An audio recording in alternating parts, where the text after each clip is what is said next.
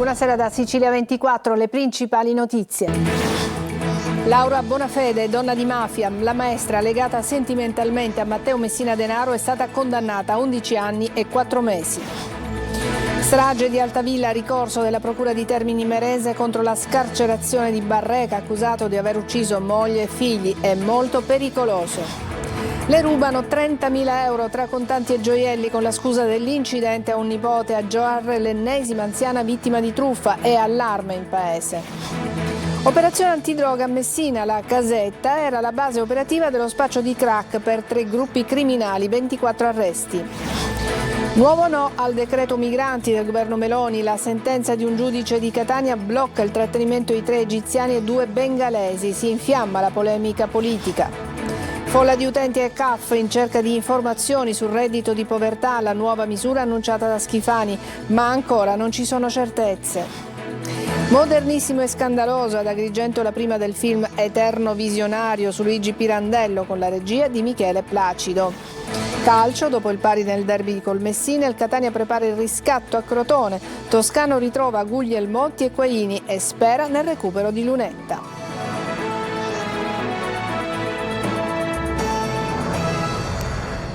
Bentrovati, è stata condannata a 11 anni e 4 mesi Laura Bonafede, ritenuta sentimentalmente legata al boss Messina Denaro. A giugno la donna aveva chiesto di parlare e si era difesa dicendo di non avere mai fatto parte di un'associazione mafiosa, ma di avere intrattenuto una sincera amicizia con Messina Denaro. Laura Spanò. I pizzini hanno svelato chi era Laura Bonafede, donna di mafia fino al midollo, nonostante lei abbia cercato di sminuire dicendo di essere stata solo una buona amica di Messina Denaro. Ora è arrivata la condanna emessa dal GUP di Palermo Paolo Mandro a 11 anni e 4 mesi di carcere per la maestra di Campobello di Mazara, che dovrà risarcire tra le parti civili anche il Ministero della Pubblica Istruzione e la Regione. Per la donna accusata in un primo momento di favoreggiamento, poi modificato in quello di associazione mafiosa, la procura aveva chiesto una condanna a 15 anni di carcere per mafia. La sentenza è stata emessa al termine del processo che si celebrava in abbreviato. Laura Bonafede è considerata un tassello fondamentale della cerchia di protezione che ha consentito al boss di Castelvetrano di restare latitante per 30 anni, continuando a gestire affari e potere ed è depositaria dei segreti del capomafia. Laura Bonafede è in carcere da 1 anno e mezzo, è figlia del defunto capomafia di Campobello Leonardo e moglie del mafioso Salvatore Gentile, ergastolano per avere commesso 2 omicidi su ordine di Messina Denaro. È madre anche di Martina Gentile, anche lei finita sotto inchiesta perché la rete di protezione del padrino è stata soprattutto una questione di famiglia. All'udienza di giugno, prima che il PM facesse la sua richiesta di condanna, aveva chiesto di parlare ed era stata la prima volta. Ha raccontato di essere nata in una famiglia mafiosa, vivendo in questo clima fin da bambina, ma di non averne mai fatto parte, anche perché, ha detto, le donne erano tenute lontane da certe situazioni e da certi contesti. Ha provato così a tirarsi fuori dalla contestazione di associazione mafiosa, iniziando a raccontare la storia di una lunga e innocente amicizia, quella con il boss Matteo Messina Denaro, partendo dal 1989, prima di sposarsi, di averlo visto più volte di nascosto, di avere passeggiato con lui, di essere stata felice con Messina Denaro, ma di non avere mai convissuto con lui. Ma per i magistrati la donna nasconde tanto altro ancora. E torniamo a parlarvi della strage di Altavilla. La Procura di Termini Imerese si è appellata contro l'ordinanza del GIP che ha scarcerato Giovanni Barreca, l'uomo accusato di aver massacrato moglie e 2 figli. Considerato incapace di intendere e volere, Barreca però per la Procura è pericoloso. Roberta Lunghi. Parzialmente incapace di intendere e di volere e con un elevatissimo grado di pericolosità. E questo, secondo l'esperto nominato dalla Procura, depositata il 3 novembre, il profilo di Giovanni Barreca, il muratore di Altavilla Milicia, accusato di aver sterminato moglie e 2 figli insieme alla figlia maggiore e a una coppia di fanatici religiosi. Per questo, dalla Procura di Termini Imerese è stato depositato ricorso in sede di appello al Tribunale del Riesame contro la scarcerazione dell'uomo disposta dal GIP per essere trasferito poi in una REMS a seguito della riconosciuta totale incapacità di intendere e volere. Secondo la procura siciliana, il giudice si sarebbe limitato a comunicare le sue decisioni senza interpellare gli inquirenti e dunque solo sulla base delle risultanze dell'elaborato depositato dal collegio peritale nominato dal GIP. Inoltre, con l'ordinanza, conclude la nota della procura, il GIP ha inizialmente disposto l'immediata liberazione di Barreca in attesa della individuazione della REM, applicando la misura della libertà vigilata, salvo poi adottare, sempre senza alcuna preventiva richiesta di parere, un successivo provvedimento correttivo, disponendo la permanenza della persona sottoposta a indagini in una sezione dell'istituto penitenziario. E allarme nel Catanese per una serie di truffe agli anziani spogliati di denaro e gioielli con diversi stratagemmi. L'ultima vittima è una donna di Giarre e cresce la paura tra i cittadini. Tonino De Mana. Giarre, Riposto, Mascali. Ecco, il triangolo delle truffe e non solo, perché l'ultima vittima, una donna di 87 anni, è stata sequestrata in casa con uno stratagemma, impedendole di parlare al telefono per oltre 3 ore con le utenze cellulare fisso tenute occupate da complici e con la minaccia esplicita che, in assenza di collaborazione, ci sarebbero state ripercussioni per la vita del nipote. Già, il nipote, che nel racconto dell'abile truffatore sarebbe stato protagonista di un incidente stradale a Bergamo, investendo una ragazza e trovandosi anche lui in gravissime condizioni in ospedale ed in stato di arresto. Per sistemare tutto, con accento napoletano, servivano tanti soldi, quelli sottratti alla povera anziana madre di un noto professionista di Giarre. Oltre 30.000 euro il bottino tra contanti e gioielli ed una ferita insanabile nell'animo della vittima, terrorizzata, impietrita e spogliata dei suoi averi. Un modus operandi che nel Catanese sta diventando sempre più frequente, tanto che basta fare un giro in centro a Giarre per farsi raccontare esperienze già vissute da altri anziani. Sì, gli dico che i nipoti hanno avuto un incidente o qualcosa, si sentono male e così entrano a casa e aprono le poverette e le rapinano tutte, gli tolgono tutto quello che ha. E anche una comare di mia cugina a Mascali, all'anziana, gli hanno telefonato un carabiniere, non so che cosa gli hanno detto, che aveva la nipote, che era. Comunque sono entrati in casa, a me non mi ha raccontato così, sono entrati in casa e gli hanno rubato sì i soldi, poi lei ha fatto un bonifico, ma qua parliamo qualche 50.000 euro. Un brutto affare, è una cosa impossibile. La prima vittima è stata mia sorella, in pieno giorno. È entrata una donna, gli diceva al balcone: io ti conosco, sei un'amica mia, apri. Mia sorella 88 prossimamente ci ha aperto la porta e ci diceva: senta, io non ti conosco. No, come, sono un'amica tua? Se l'ha portata fuori al balcone alla lavanderia, l'altra amica è entrata e ci ha preso i soldi e l'oro. Sul fronte delle indagini, i carabinieri di Giarre hanno acquisito le immagini dei sistemi di videosorveglianza con l'obiettivo di risalire agli autori, una banda specializzata che non lascia nulla al caso, studiando nel dettaglio i movimenti delle vittime. Blitz della polizia nel Messinese, una struttura abusiva chiamata casetta, veniva utilizzata da 3 gruppi per confezionare crack. 24 le persone arrestate. Simona Mazzone. Oltre 100 agenti della squadra mobile hanno sgominato 3 organizzazioni criminali collegate tra loro anche da rapporti familiari, arrestando 24 persone, la maggior parte con precedenti, operanti nel rione di Santa Lucia sopra Contesse nel Messinese, accusate di associazione per delinquere finalizzata alla detenzione e al traffico di sostanze stupefacenti, oltre che alla vendita al dettaglio di cocaina, crack e marijuana destinati al mercato messinese dell'Interland. Base operativa dello spaccio, una struttura abusiva dove era stato installato un sofisticato sistema di videosorveglianza, punto da dove sono partite le indagini nel settembre 2021 dopo numerose segnalazioni all'interno del manufatto situato nel complesso Case Arcobaleno. Ognuno degli arrestati aveva un ruolo, alcuni si occupavano di logistica o di gestione dei proventi derivanti dalle vendite, altri lavoravano gli stupefacenti e poi i pusher, chiamati operai, insomma una catena di montaggio con turni lavorativi e retribuzione per il lavoro svolto. trasporto. Uno dei capi promotori utilizzava il manufatto abusivo in muratura vicino alla propria abitazione, un piccolo locale chiamato casetta, composto da un'unica stanza di circa 15 metri quadri, con bagno e il balcone schermato da canne di bambù. Qui la cocaina veniva lavorata, confezionata e rivenduta sotto forma di crack. Il gruppo guadagnava circa 100.000 euro a settimana. Nel corso del blitz della polizia sono stati sequestrati oltre 1 chilo di cocaina, 2 chili di marijuana e 20.000 euro in contanti. C'è anche l'accusa di revenge porn per alcuni degli imputati allo stupro di gruppo al Foro Italico di Palermo. Uno di loro avrebbe inviato il video della violenza a 4 amici. Roberta Lunghi. È fissata per il 12 dicembre a Palermo l'udienza per decidere del rinvio a giudizio chiesto dalla procura nei confronti di Angelo Flores, 23 anni, ritenuto l'autore del video di tutte le fasi della violenza dello stupro di gruppo in un cantiere abbandonato al Foro Italico di Palermo nel luglio dello scorso anno. Si tratta del secondo troncone processuale. L'accusa contestata questa volta è revenge porn, e cioè la diffusione illecita di immagini o video sessualmente espliciti.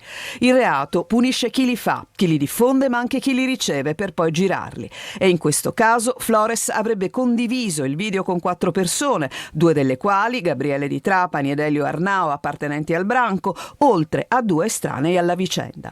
Lo stesso Flores, durante l'interrogatorio dei magistrati, in cui ha fatto i nomi dei suoi complici negando la partecipazione allo stupro, aveva dovuto parzialmente ammettere l'esistenza di un video della violenza, anche sulla scia di una chat con un amico recuperata dagli investigatori.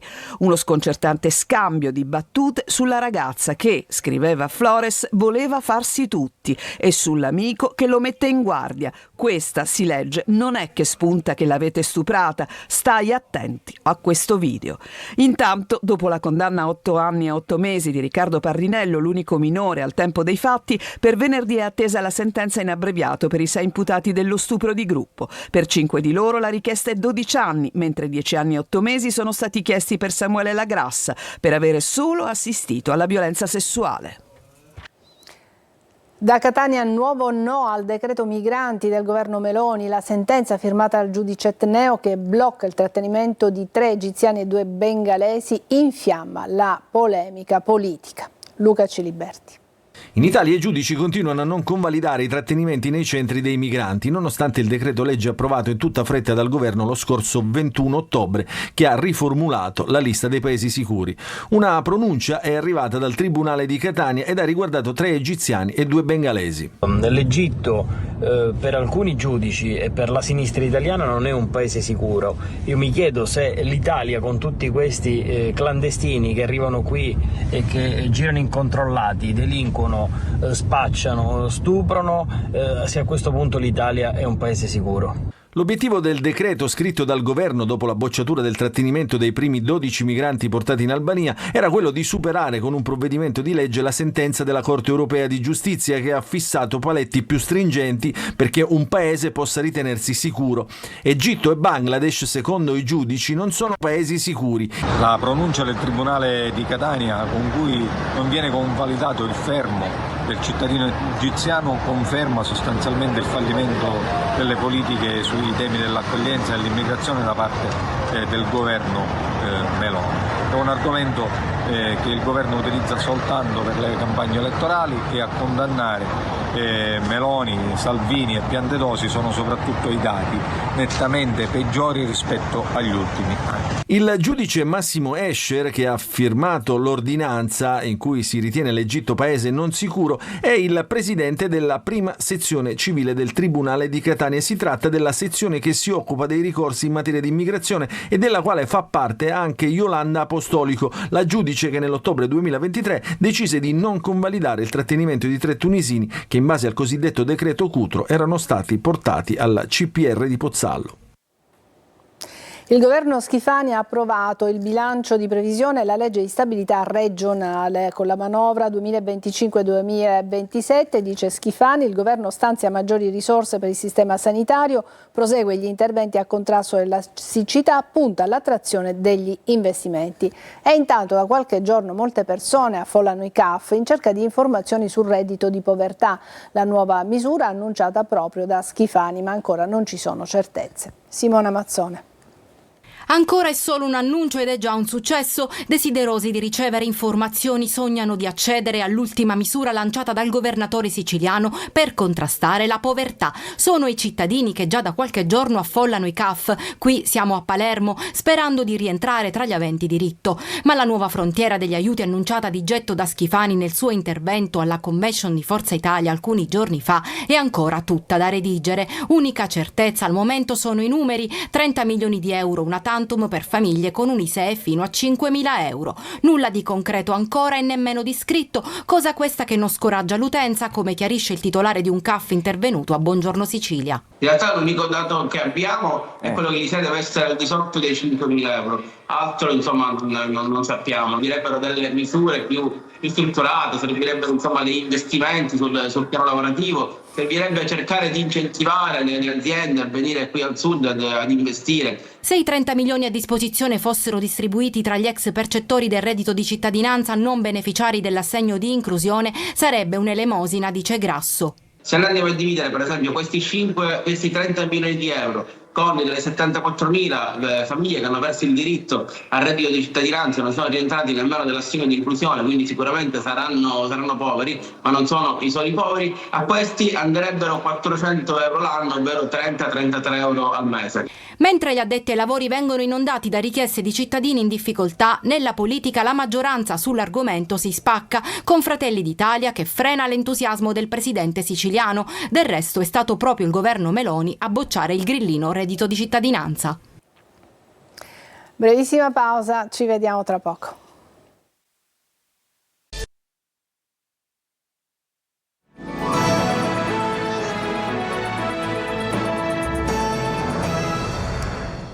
Andiamo a Palermo, dove i cittadini sono coinvolti nella pulizia della città con il progetto Piazze Pulite. Marco Gullà. Cittadini, associazioni, RAP, Reset, comune e anche detenuti, tutti in strada per ripulire le piazze di Palermo. E questo è il fine di Piazze Pulite, il progetto lanciato dalla RAP per mantenere pulita la città. Pale, scope e soprattutto sacchetti per la raccolta differenziata, mentre rami, sterpaie ed erbacce saranno ritirati dagli operai della Reset. Siamo a Piazza Lolli e dalle prime ore del mattino, come vedete, cittadini, associazioni, volontari sono scesi in campo, tra virgolette, per ripulire quella che è una piazza anche simbolo di questa parte della città, la parte nord della città. Credo che sia la chiusura di un cerchio, perché credo che l'unione di cittadini, le associazioni, il volontariato, le società partecipate al RAP e Reset per dare un nuovo approccio a quello che è la città. È uno splendido accordo civico, l'amministrazione che si mette a disposizione con le proprie aziende, i cittadini che considerano una piazza, una strada come casa propria e quindi contribuiscono al decoro. Piazze Pulite nasce per stimolare il senso di responsabilità e la partecipazione attiva dei cittadini rispetto alla propria città. Mi sembra un'iniziativa importante che dà spazio anche soprattutto ai cittadini per fare la loro parte, perché almeno quello di cui siamo convinti come volontari è questo, che ognuno deve fare la sua parte. È un problema di cambiamento culturale, perché finché buttiamo in 200 posti al giorno abusivamente i rifiuti non riusciremo mai e poi mai a tenere una città pulita, perché è impossibile. Ad Agrigento, città natale di Luigi Pirandello, la presentazione del film di Michele Placido, Eterno Visionario, proprio sul drammaturgo e premio Nobel per la letteratura. Davide Sardo. Scrittore italiano Luigi Pirandello. Non poteva che essere nella sua città natale, Agrigento, dove sono state girate quasi tutte le scene, l'anteprima nazionale di Eterno Visionario, il film che racconta un Luigi Pirandello inedito, diviso tra il rapporto burrascoso con la moglie, i conflitti con i figli e la passione dirompente per Marta Abba, sua musa e amore proibito. Il regista è Michele Placido, che omaggia l'artista siciliano, modernissimo e scandaloso per i suoi tempi, nel 90° anniversario dell'assegnazione del premio Nobel per la letteratura che gli consegnò fama internazionale. Conoscevo abbastanza, non tanto Pirandello, quando non conoscevo tanto me stesso di essere capace a mettere in scena Pirandello. E passo, nonostante l'età, ma d'altra parte ci sono registi più anziani di me, Clint Eastwood e cose che continuano a bell'occhio. Ho avuto la grazia di Dio di fare questo film, sto a posto. In sala per l'anteprima siciliana anche gli attori Fabrizio Bentivoglio, che interpreta Luigi Pirandello, e Federica Luna Vincenti nel ruolo di Marta Abba. Grande responsabilità indubbiamente, però insomma superato il primo momento in cui ti tremano le vene dei polsi, poi si entra nel merito della faccenda. Michele fortunatamente mi ha parlato della cosa molto tempo prima, più di un anno prima di girare, quindi mi ha dato tutto il tempo necessario per potermi avvicinare a Luigi. Una grandissima emozione e soprattutto un grande orgoglio. Io sono una teatrante, nasco sul palcoscenico, ho avuto l'onore di lavorare con Mariangela Melato, infatti la nomino e la cito spesso perché per me l'ispirazione è stata lei e penso che Marta Abba, come Mariangela Melato, come Anna Magnani, le grandi attrici del Novecento, abbia segnato veramente il passo. Eterno Visionario, tratto dal racconto di Matteo Collura, uscirà nei cinema italiani giovedì 7 novembre. Ancora una brevissima pausa e poi il calcio con il Catania.